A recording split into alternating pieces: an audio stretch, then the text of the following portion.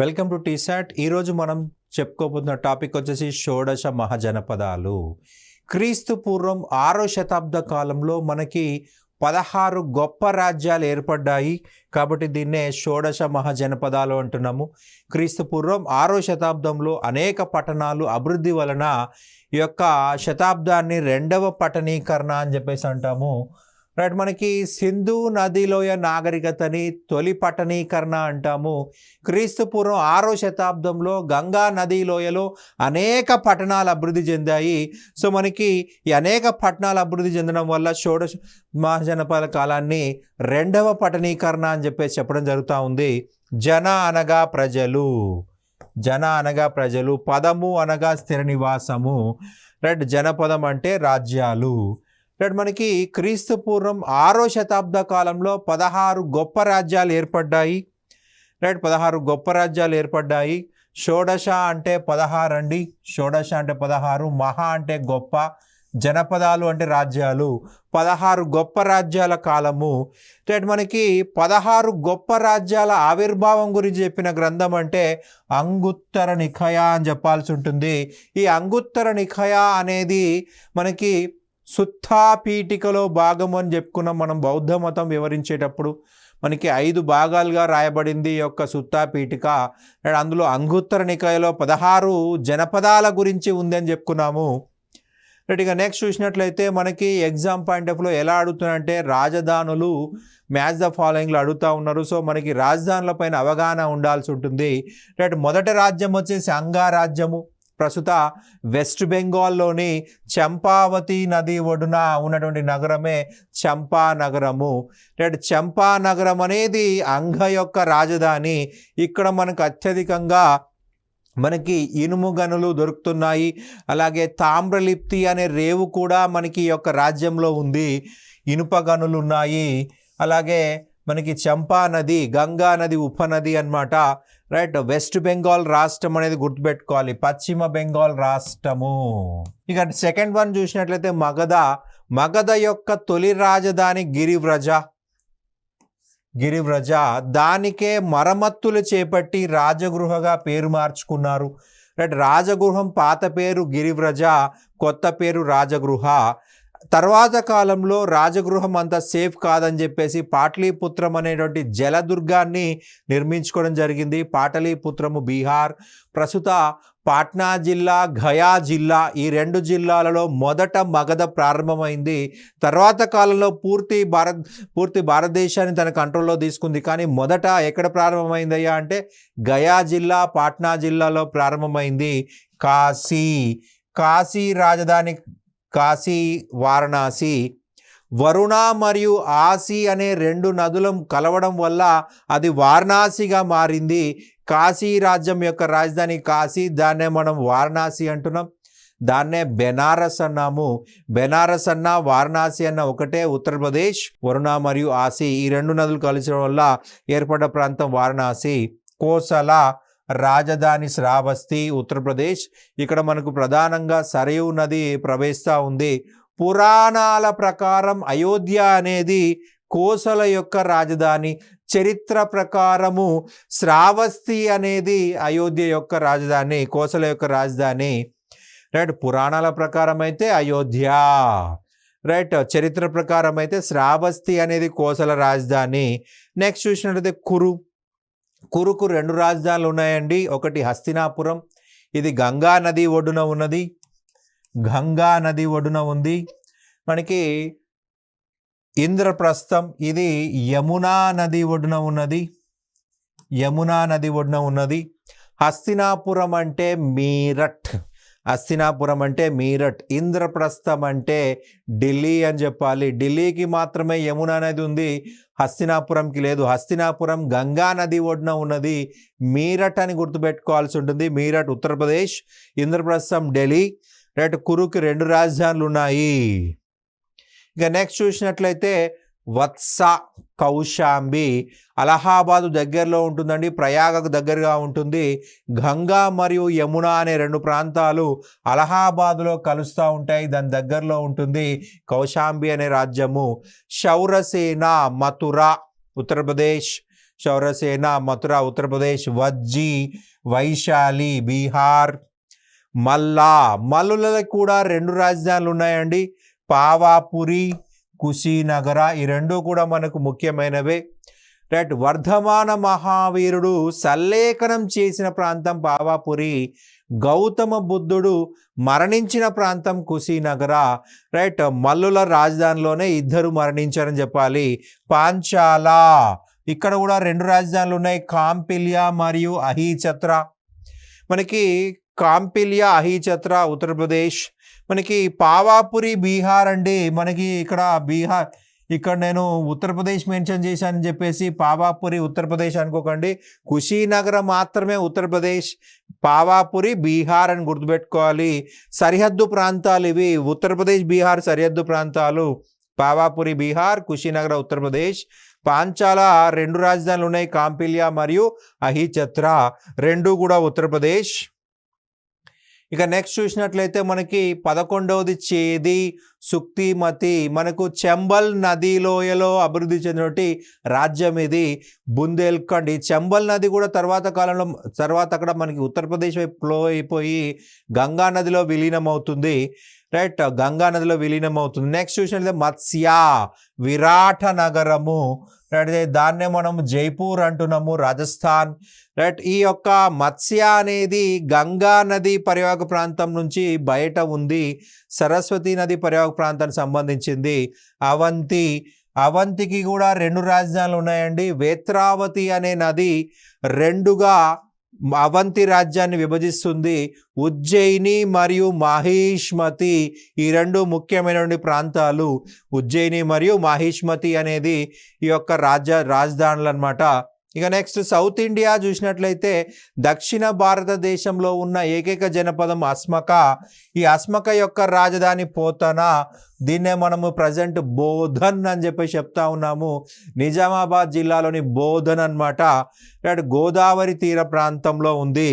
And Gandhara, దీనికి కూడా 2 రాజధానులు ఉన్నాయండి, తక్షశిల మరియు పురుషపుర. ఈ పురుషపురానే మనం ఏమంటున్నామంటే పుష్కలావతి, మరి ఒక పేరు, పాత పేరు పుష్కలావతి. ఈ పుష్కలావతి పురుషపురం అయింది. పురుషపురమే తర్వాత కాలంలో మనకు పెషావర్ అయింది. 3 పేర్లు ఉన్నాయి దీనికి. పాత పేరు పుష్కలావతి, తర్వాత కాలంలో పురుషపుర అయింది. ఆ తర్వాత కాలంలో ప్రస్తుతం మనకి పెషావర్ అని పిలుస్తున్నాము. ఓకే. ఉత్తర పాకిస్తాన్ ప్రాంతము, దక్షిణ ఆఫ్ఘనిస్తాన్ ప్రాంతము. ఇక్కడ కాంబోజా, రాజపుర, ఇది పూర్తిగా ఆఫ్ఘనిస్తాన్ మరియు తాజికిస్తాన్ యొక్క పరిసర ప్రాంతాల్లో ఉన్నాయి. ఇవి మనకి షోడశ మహాజనపదాలు. మనకి పురాణాల కాలం పరిశీలించినట్లయితే కోసల రాజధాని అయోధ్య మరియు చారిత్రక యుగంలో శ్రావస్తి అనేది గుర్తుపెట్టుకోవాలి, చారిత్రక యుగంలో శ్రావస్తి. ఇక పై రాజ్యాల్లో తూర్పుగా విస్తరించబడింది అంగారాజ్యము, అత్యంత తూర్పున ఉన్నది అంగారాజ్యము. అత్యంత దక్షిణాన ఉన్నది అస్మక, దక్షిణం ఉంది అస్మక. ప్రస్తుత భారతదేశం బయట ఉన్నవి గాంధార మరియు కాంబోజా. ఆ కాలంలో భారతదేశమే, కానీ ప్రస్తుతం భారతదేశం బయట ఉన్నాయి. మనకి పాకిస్తాన్ మరియు ఆఫ్ఘనిస్తాన్ ప్రాంతాలు అప్పుడు ఇండియానే, కానీ ఇప్పుడు కావు. రైట్. అది మనం గుర్తుపెట్టుకోవాలి. అస్మక యొక్క రాజధాని పోతన, దీన్నే ప్రజెంట్ బోధన్ అని పిలుస్తున్నాము, నిజామాబాద్ జిల్లా. రైట్. పశ్చిమంగా ఉత్తరంగా నార్త్ వెస్టర్న్ పార్ట్లో ఉన్నటువంటి ప్రాంతం కాంబోజా, నార్త్ వెస్టర్న్ పార్ట్లో ఉంది కాంబోజా. రైట్. అదే చిట్ట చివరి ప్రాంతం అన్నమాట. అన్నిటికంటే శక్తివంతమైన రాజ్యం మగధ. రైట్. ఈ 16 రాజ్యాల్లో మగధ ఒక సామ్రాజ్యాల స్థాయికి వచ్చిందండి, సామ్రాజ్యాల స్థాయికి వచ్చింది. అందులో ముఖ్యంగా చూసినట్లయితే మగధ చూసినట్లయితే సామ్రాజ్యం వైపు వచ్చేసింది. రైట్. ప్రస్తుత భారతదేశంలో ఉన్న 14 జనపదాలని ఏకం చేసింది. కాంబోజా, గాంధార ప్రస్తుత భారతదేశ బయట ఉన్నాయని చెప్పుకున్నాము. ఆ 2 వదిలేసి మిగిలిన 14 జనపదాలని ఒక జనపదంగా మార్చిన జనపదం మగధ జనపదము. రైట్. మగధ అంత పవర్ఫుల్ కావడానికి కారణం ఏంటయ్యా అంటే, రైట్, కోసల రాజ్యం మగధలో విలీనం కావడం. రైట్. మరొకటి మగధ గంగా నదికి ఇరువైపులా ఉండటం. గంగా నదికి ఇరువైపులా ఉండడం వల్ల మంచి నీటి సదుపాయం ఉంది. సో వ్యవసాయం గొప్పగా జరిగింది. రైట్. మగధ చుట్టుపక్కల ప్రాంతంలో మనకి చాలా గొప్ప అడవులు డెవలప్ అయినాయి. సో ఈ యొక్క గంగా నది నీటితోటి అడవులు డెవలప్ అయినవి. సో అడవుల్లో ఉన్నటువంటి బలమైన చెక్కతోటి ఇల్లు నిర్మించుకున్నారు, భవనాలు నిర్మించుకున్నారు. ఆ అడవులలో బలమైనటువంటి ఏనుగులు ఉన్నాయి. ఆ ఏనుగులని ఉపయోగించుకొని యుద్ధాల్లో శత్రు వినాశనం చేశారు. మగధకు దక్షిణంగా ఇనుప నిక్షేపాలు ఉన్నాయి. ఆయుధాలలో మనకు ఇనుము చాలా ముఖ్యమైనది. ఆయుధాలు బలంగా ఉండాలంటే ఇనుము వాడాలి, కంచు అయితే పనికిరాదు. సో ఇనుము ఎక్కువగా ఉండడం వల్ల ఆయుధాలు తయారు చేశారు, యుద్ధాల్లో పాల్గొనడానికి ఉపయోగపడింది అది. రైట్. మగధ సమీపంలో అడవుల నుండి ఏనుగులను తీసుకొచ్చి యుద్ధ శిక్షణ ఇచ్చారు. రైట్. ఆ కాలంలో అత్యధిక కోటలు మట్టి కోటలే. సో మట్టి కోటల విధ్వంసానికి మనకి ఉపయోగించుకున్నారు ఈ యొక్క ఏనుగులని, చాలా బలమైన ఏనుగులు. మగధ రాజ్యం యొక్క రాజధానులు చూసినట్లయితే మొదట గిరివ్రజాపురం, దాన్నే తర్వాత కాలంలో రాజగృహం అన్నారు. రైట్. రెనోవేషన్ చేసి మరమ్మత్తు చేసి రాజగృహం అన్నారు. రైట్. పాటలీపుత్రం, వైశాలి, ఈ 3 ప్రాంతాల నుంచి రైట్ మగధ రాజవంశం వాళ్ళు పరిపాలన చేపట్టడం జరిగింది. మనకి మగధని సామ్రాజ్యాల స్థాయికి తీసుకొచ్చినటువంటి రాజవంశాలు 3. ఒకటి హర్యాంక వంశం, 2 శిశునాగ వంశం, 3ది నందా వంశము. హర్యాంక వంశంలో ప్రధానంగా మనకి బింబిసారుడు, అజాతశత్రువు, ఉదయనుడు, రైట్. చిట్ట చివరివాడు నాగదాసక. రైట్. ఆ బింబిసారుడు రాజగృహం నుంచి పరిపాలించాడు, అజాతశత్రు రాజగృహం నుంచి పరిపాలించాడు, ఉదయనుడు పాటలీపుత్రము, నాగదాసకుడు పాటలీపుత్రము. శిశునాగ వంశంలో 2 రాజులు ఉన్నారు, శిశునాగుడు, కాలాశోకుడు. వీళ్ళిద్దరూ కూడా వైశాలి నుంచి పరిపాలించారు. ఇక నందావంశం చూసినట్లయితే మొదటివాడు మహాపద్మనందుడు, చిట్ట చివరివాడు ధననందుడు. మహాపద్మనందుడు పాటలీపుత్ర నుంచి పరిపాలించాడు, ధననందుడు కూడా పాటలీపుత్ర నుంచే పరిపాలించాడు. ఈ 3 రాజవంశాల వారు మగధని సామ్రాజ్యాల స్థాయికి తీసుకురావడం జరిగింది. ఇక ఫస్ట్ మనం హర్యాంక వంశం గురించి మాట్లాడుకుందామండి. హర్యాంక వంశము మగధ రాజ్యాన్ని వ్యవస్థీకృతంగా చేసి పరిపాలించినటువంటి మొదటి రాజవంశం అంటే హర్యాంక రాజవంశం అని చెప్పాలి. రైట్. ఈ రాజవంశం మొదట రాజగృహం నుంచి పరిపాలించింది, తర్వాత పాటలీపుత్రం నుంచి పరిపాలించడం జరిగింది. రైట్. మనకి బింబిసారుడు హర్యాంక వంశస్థాపకుడు. మనకి పురాణాల ప్రకారం చూసినట్లయితే హర్యాంక వంశం కంటే ముందున్న వంశము బృహదతా వంశం అని చెప్పాల్సి ఉంటుంది. ఈ బృహదతా వంశంలో మనకు ప్రధానంగా చూసినట్లయితే మనకి జరాసంధుడు అనేవాడు అత్యంత గొప్ప రాజుగా చెప్పాలి. మనకి మహాభారత యుద్ధం చూసినట్లయితే మహాభారతంలో దుర్యోధనుడికి సహాయం చేసిన వాడు జరాసంధుడు. ఆ జరాసంధుడి సంతతే ఈ యొక్క బృహదతా వంశం అన్నమాట. రైట్. ఈ వంశంలో చిట్ట చివరి రాజు రింపుంజయ. అని చెప్పేసి గుర్తుపెట్టుకోవాలి. పురాణాల ప్రకారం 544 BCలో రింపుంజయను చంపి హర్యాంక వంశాన్ని బింబిసారుడు ప్రారంభించాడు.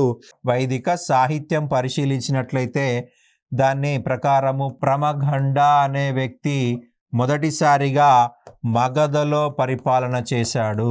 మగధలో తొలిసారి పరిపాలన చేసిన వ్యక్తి ప్రమగండ. వైదిక సాహిత్య ప్రకారము ప్రమగండ. రైట్. ఇక బింబిసారా గురించి చూసినట్లయితే బింబిసారుడు రాజధాని రాజగృహ. ఇతడు వివాహ సంబంధాల ద్వారా రాజ్యాన్ని విస్తరింపజేశాడు. రైట్. ప్రధానంగా చూసినట్లయితే కోసలాదేవి అనొచ్చు, కోసల మహాదేవి అని చెప్పొచ్చి అనొచ్చు. కోసలకు చెందిన మహాదేవిని వివాహం చేసుకున్నాడు. రైట్. ఈ కోసల రాజ్యం అనేది అత్యంత బలమైన రాజ్యము. కోసల రాజ్యంలో ప్రసేనజిత్ అత్యంత బలమైన రాజు. ఈ ప్రసేనజిత్ తన సోదరి అయిన కోసల మహాదేవిని బింబిసారుడికి ఇచ్చి వివాహం చేయడం జరిగింది. సో వివాహానికి గుర్తుగా కాశీ రాజ్యాన్ని వరకట్నం కింద ఇవ్వడం జరిగింది. కాశీ గ్రామాన్ని వరకట్నం కింద ఇవ్వడం జరిగింది. 1,00,000 నాణాల ఆదాయం మనకి ఈ కాశీ నుంచి బింబిసారుడు పొందుతున్నాడు. 1,00,000 నాణాల ఆదాయము. సో దీన్ని బట్టి 2 అంశాలు తెలుస్తున్నాయండి. వరకట్న వ్యవస్థ ఉంది, రైట్. కోసల మహాదేవి వివాహం తర్వాత కాశీని వరకట్నంగా తెచ్చింది. సో అందులోంచి 1,00,000 నాణాల ఆదాయం వస్తుంది, అంటే వరకట్నము ఉంది. రెండోది నాణాల రూపంలో ప్రజలు పన్నులు కడుతున్నారు, రైట్. నాణాలు స్టార్ట్ అయిపోయినవి. చెల్లనాదేవి, ఈ చెల్లనాదేవి వచ్చేసి చేతక యొక్క కూతురు. లిచ్చవి వంశరాజు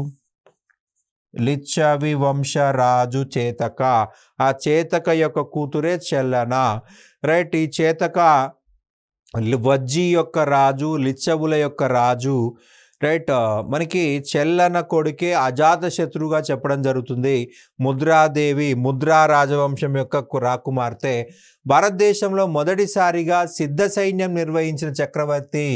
సిద్ధ సైన్యము అంటే రాజు యొక్క ప్రత్యక్ష నిర్వహణలో ఉన్నటువంటి సైన్యమే సిద్ధ సైన్యము, రైట్. బింబిసారుడే మొట్టమొదటిసారిగా సిద్ధ సైన్యాన్ని నిర్వహించడం జరిగింది, రైట్. ఇతను వర్ధమాన మహావీరుడికి బుద్ధుడికి సమకాలీనుడు, రైట్. బుద్ధుణ్ణి ప్రత్యక్షంగా కలిసి బౌద్ధ మతంలోకి మారినట్లుగా మనకు బౌద్ధ గ్రంథాలు తెలియజేస్తూ ఉన్నాయి, రైట్. ఇతని ఆస్థాన వైద్యుడు జీవకుడు, రైట్. జీవక ప్రధానంగా చూసినట్లయితే తక్షశిల విశ్వవిద్యాలయంలో చదువుకున్నాడు.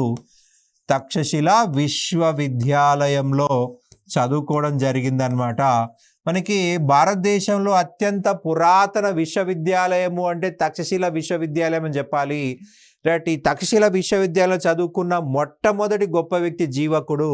చాలా గొప్ప డాక్టర్ అండి అతను. అవంతి రాజైన చండ ప్రదోత్యుడికి కామెర్ల వ్యాధి వచ్చిందండి. సో బింబిసారుడు, రైట్, ఈ యొక్క చండ ప్రదోత్యుడి రోగం నయం చేయడానికి, కామెర్ల వ్యాధి నయం చేయడానికి, రైట్, జీవకుడిని పంపాడు, రైట్. జీవకుడు ఇతని యొక్క కామెర్ల వ్యాధిని నయం చేయడం జరిగింది. ఇతడు వర్ధమాన మహావీరుడికి సమీప బంధువు, రైట్. ఇప్పుడే మనం ఏం చెప్పుకున్నామండి, రైట్. చెల్లన చేతక యొక్క కూతురు అని చెప్పుకున్నాము. చేతక యొక్క సోదరి త్రిశాలాదేవి, చేతక యొక్క సోదరి త్రిశాలాదేవి, రైట్. ఈ త్రిశాలాదేవి వచ్చేసి వర్ధమాన మహావీరుడి తల్లి, అమ్మగా చెప్పాల్సి ఉంటుంది. అంటే వరుసకి బింబిసారుడికి కజిన్ అవుతాడు, రైట్. వర్ధమాన మహావీరుడికి సమీప బంధువు, రైట్. వరుసకి సోదరుడి వరుస అవుతాడు బింబిసారుడు, రైట్. అలాగే మనకి అజాతశత్రు అనేవాడు బింబిసారుడు యొక్క కుమారుడు, రైట్. బింబిసారుడు అంగారాజ్యాన్ని బ్రహ్మదత్తుని ఓడించి ఆక్రమించాడు. బ్రహ్మదత్తాన్ని ఓడించి ఆక్రమించడం జరిగింది. అంగారాజ్య రాజధాని చంపానగరము, రైట్. బ్రహ్మదత్తుని ఓడించి అంగారాజ్యాన్ని ఆక్రమించాడు, చంపానగరాన్ని తన కంట్రోల్లో తీసుకున్నాడు. ఈ చంపానగరం చూసినట్లయితే మనకి ఇక్కడ అజాతశత్రువుని తన రాజప్రతినిధిగా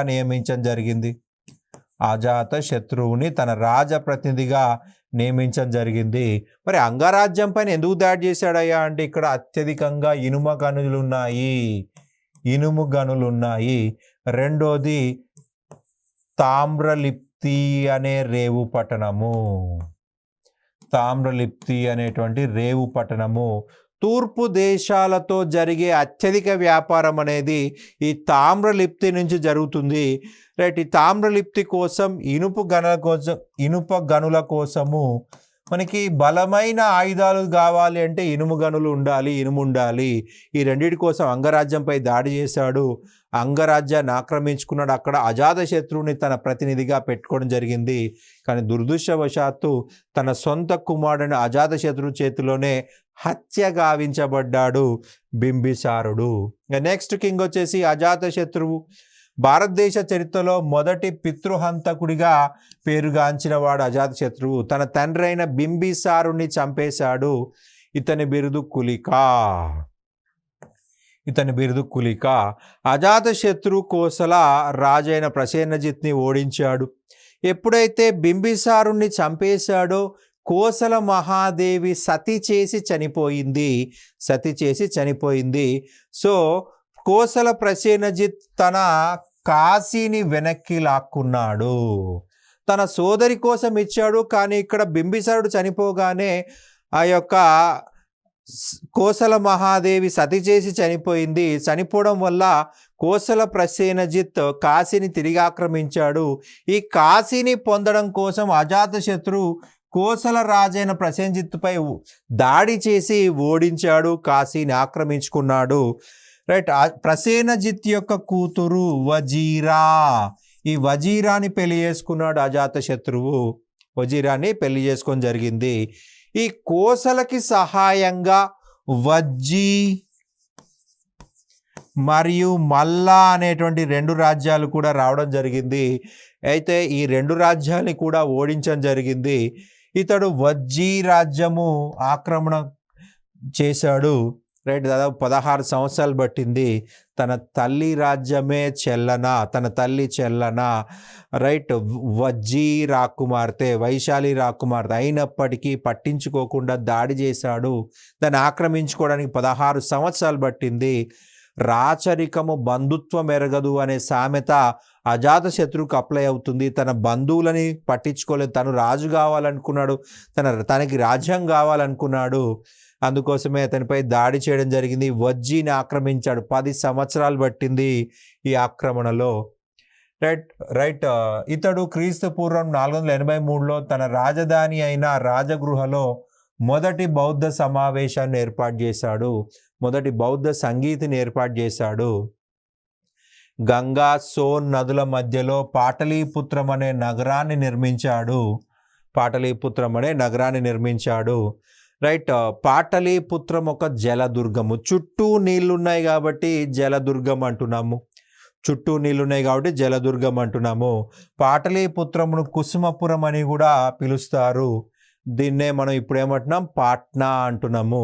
పాటలీపుత్రమే కుసుమపురము, మరి యొక్క పేరు కుసుమపురము, దాన్నే పాట్నా అంటున్నాము.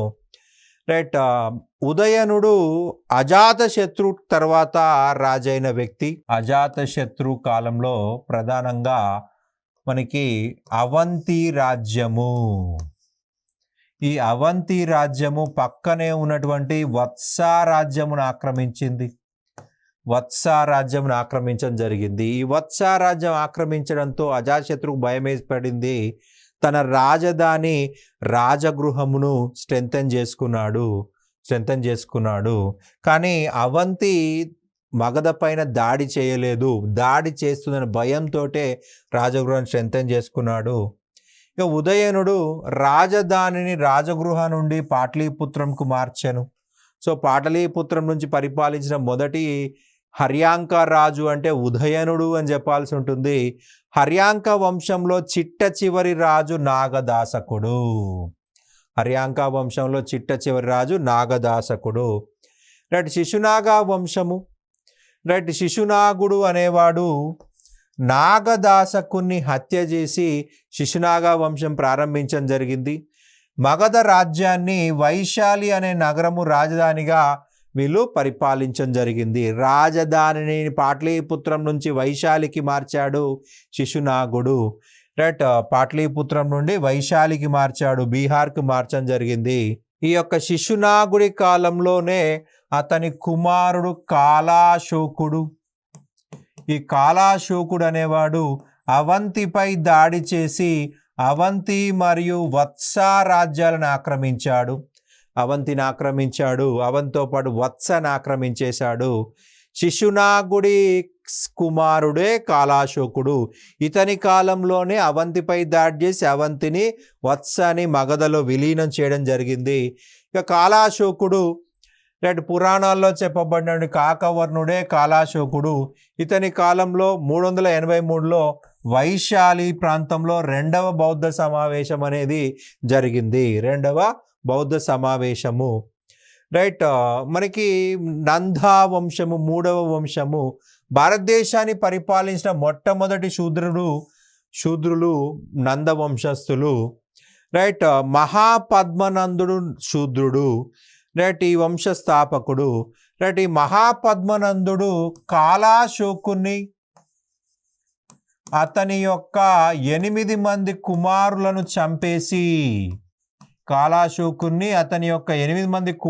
చంపేసి నందవంశాన్ని ప్రారంభించడం జరిగింది.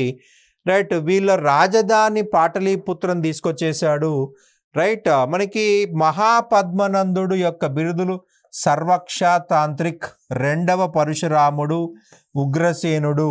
ఈ 3 ఇతని యొక్క బిరుదులుగా చెప్పాల్సి ఉంటుంది.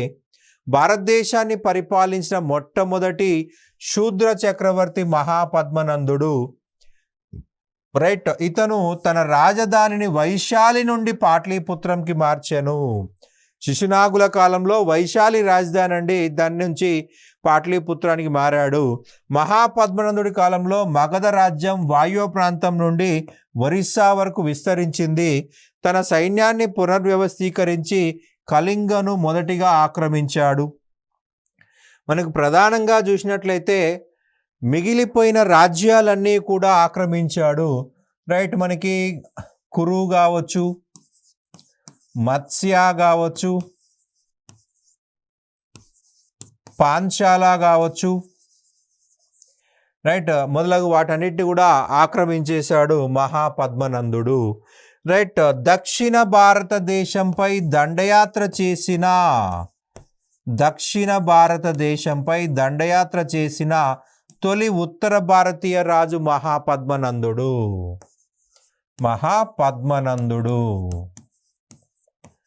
దక్షిణ భారతదేశంలో ఉన్నటువంటి ఏకైక జనపదము అస్మక. దీన్నే అస్సక అని కూడా పిలుస్తారు. దీని రాజధాని పోతనా అని చెప్పేసి చెప్పుకున్నాము. మహాపద్మనందుడు అనేవాడు దక్షిణ భారతదేశంపై దాడి చేసిన మొట్టమొదటి ఉత్తర భారతీయ రాజు. అస్మక జనపదం లేదా అస్సక జనపదంపై దాడి చేసి మగధలో విలీనం చేయడంతో మొత్తం 14 రాజ్యాలు మగధలో విలీనం కావడం జరిగాయి.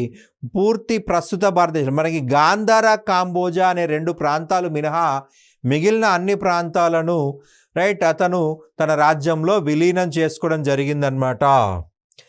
ఈ వంశంలో చిట్ట చివరి చక్రవర్తి ధననందుడు.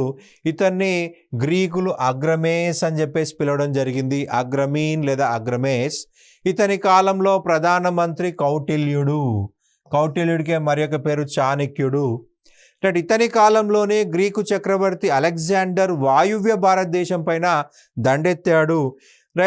అలెగ్జాండర్ భారతదేశంపై దండెత్తినప్పుడు భారతదేశంలో ప్రధానంగా ఉన్న రాజ్యాలు తక్షశిల, అంబి, పోరస్, పురుషోత్తముడు.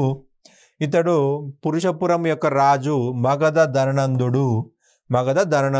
మనకి ముద్రా రాక్షసం ఈ గ్రంథాన్ని విశాఖ దత్తుడు రాయడం జరిగింది. ముద్రా రాక్షసము అనే గ్రంథాన్ని విశాఖ దత్తుడు రాశాడండి. ఈ గ్రంథం పరిశీలించినట్లయితే మనకి ఈ యొక్క ధననందుడు అనేవాడు నందవంశంలో చిట్ట చివరి రాజు. ఇతని దగ్గర పనిచేసిన కౌటిల్యుణ్ణి అవమానించాడు. అలాగే చంద్రగుప్త మౌర్యుడిని పూర్తిగా ధననందుడు నిర్లక్ష్యం చేశాడు. ఈ యొక్క కౌటిల్యుడు లేదా చాణక్యుడు అనే వ్యక్తి చంద్రగుప్త మౌర్యకు యుద్ధ విద్యలు నేర్పించి, చదువు నేర్పించి, గొప్ప సంస్కారవంతుడిగా తయారు చేసి తన ప్రతీకారం తీర్చుకున్నాడు. ఈ యొక్క చంద్రగుప్త మౌర్యుడి సహాయంతో అతన్ని హత్య చేసినట్లుగా ముద్రా రాక్షసం అనే గ్రంథంలో విశాఖదత్తుడు చెప్పడం జరిగింది. రైట్. క్రీస్తు పూర్వం 321లో చంద్రగుప్త మౌర్యుడు ధననందుని చంపి మగధ రాజ్యాన్ని ఆక్రమించాడు. మగధ రాజ్యాన్ని ఆక్రమించడం జరిగింది. రైట్. ఈ విషయం మనకి ముద్రా రాక్షసంలో విశాఖదత్తుడు చెప్పడం జరిగింది. అలాగే వివిధ బౌద్ధ గ్రంథాలు కూడా వివరించడం జరిగింది. ఇలా మనకి 3 వంశాల వారు పూర్తి భారతదేశాన్ని ఆక్రమించి మగధను సామ్రాజ్యాల స్థాయికి తీసుకొచ్చారు. రైట్. Thank you.